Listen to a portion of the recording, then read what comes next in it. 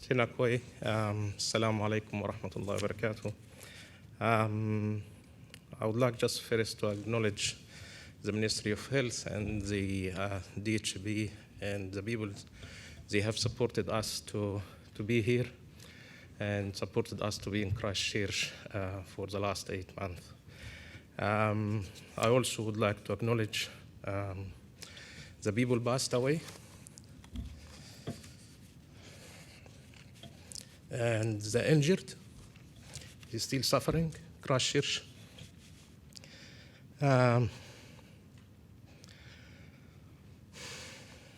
As Mr. Meng said, we all have power in our position to make a difference in equity. That's why we're here today. To talk about equity and what we've seen in Christchurch, how did we get there? The diversity in our organization, Kāhui Tū Kaha, having 10 of the Muslim mental health team in the organization. I remember the first, on 15th of March, after we came back from the prayer, our CEO, she came and she asked us to go home. And we didn't know why. She said, you have to be with your family if something went wrong. So we didn't know what happened until we got home. And then we realized massive what happened to all of us as Muslim. Next day, she asked us if we would like to go and support our people there. And then next day, she booked the tickets for 10 of us. And we went there. We didn't know what we're facing. We didn't know what we're going to see. And this is the reason I'm here today, to tell you what's the insight of what we've seen there in the last 8 months.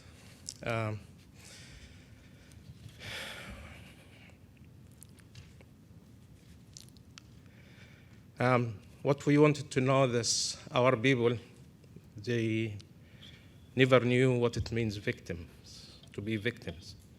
We always have been terrorists for more than 20 years since 9/11.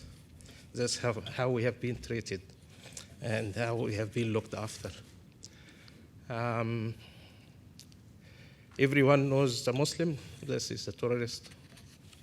And so our people didn't know how to behave as victims. This was a big thing for all of us to see. All the agencies there, we didn't know what to have to do. We stepped there, we tried to explain to them the needs of the people. They didn't know. It goes far, far away from reality to understand. From ACC, the police, from every agency was there. They didn't know what they're dealing with. So this is a lack of knowledge and culture they never heard about. They only heard about it as a terrorist. It was so sad. So the first thing we started to do is to educate the people, training the GPs, the psychologists, at Biggest Health. We based there for the last 8 months. We trained them. We explained to them what you can do to support our people, and they did it. Every single one of them. And I repeat again, in your place, you can make the difference. One person before I move from here I would like to acknowledge Mr. Steve Mahari. Mr. Steve Mahari, when I was in Palmerston North for 10 years, without his support, without him believing in the ethnic groups, I will never be here today. My kids will never be here today. Believing in us is a huge thing, and I would like to thank him again. How is the system? Why the system didn't work? Muslim has been targeted as in their religion, as in their own home. The mosque for the Muslim is home. So they have been targeted in home. The people we're dealing with, They lost their home already from their own country. They lost their land, and we know when you lose your land, you lose your safety. So we lost the safety. The attack was attack on our identity as Muslims, on our faith, in our religion. The video made specifically to damage our people. And I promise you, the people, they have seen the video and downloaded, they're still watching it until now because they wanted to know their husband, where are they? Their family, how they died. The kids are keeping it because they can see their father and their auntie. And that's how our people damaged to the lower level. Police taking a statement after statement after statement. They didn't understand that our widows can't leave home for 3 months. People has to go to them. People didn't understand why our people has to be buried as soon as possible. They have mugs, they have rotten. People exposed to, for days, for grieving about nobody touched the body. When they started to wash them, to bury them, they exposed to the trauma of people without faces, and it has to be washed. And all these people attended, and they came back to Auckland. Nobody looked after them when they came back. So I'm just identifying the problem. Our problem is so big, and how we're gonna address this. How we address this as Kāhui Tū Kaha team, mental health team. We were from the people, we were from the same culture, we understood what people felt at the time and what people need. And we were working on their level. So we were working from 8 in the morning to 11 at night, visiting people at home. This is the service what our people needed. And nobody could offer them this service. We talked to them, we advised them, we supported them in every way they wanted. And it was about them, it's about the people. And the loss was huge. When the human has lost all sense of feeling and being safe, they become emotionally turmoil. They lost. When the social service of a country have a lack of ability to respond with a minimum understanding of culture, language, and religion to the needs of fellow citizens, holistic rights are not recognized, and over a short period of time, victims are further tragically traumatized and socially isolated. Our people isolated to today, but I wanted to thank the people of New Zealand who gives the love and the aroha. Without you, I think our people would be completely lost by now. Thank you for your love and the aroha. What we have learned, that the government needs to take an action and understand by employing people in different culture so they can support the groups and the other ethnicities.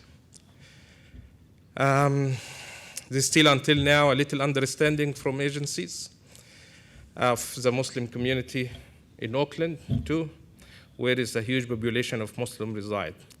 The most important learning from Christchurch mosque shooting is we're still learning. To date, we still have a lack of true understanding across all of New Zealand of the full extent of the incident. Part of this lack of understanding is that the victims' narratives is still unfolding. The other is that such a small group have been tasked with just a huge role that knowledge and needs have not been fully shared or addressed within all our communities across the country. If there is another tragedy, these issues will be escalated too far. One of the biggest things we used when we arrived there, it was our values as Kāhui Tū Kaha, which is the Manaki Tanga, Rangatira Tanga, Whanano Nona Tanga. We established this relationship, the relationship. When we established the relationship with our people, this when we started to have sense of belonging, and they allowed us in their own space. They trusted in us. We spoke all the language from most of the victims. We had 34 widows at home. They needed support at the time. We did something we believed in, which we do whatever it takes, and that's what we have done. We stayed with them until today. We're still there. We're still there for them. We're still supporting them. We're leaving our home every week, Monday to Friday, coming back to Auckland, but it's all worth it. Some of the learning, the culture support is count. Relationships matter. A time-critical approach is essential. You can't provide somebody with support after a month or after 2 months. You provide the support when they need the support. And that's what we have done.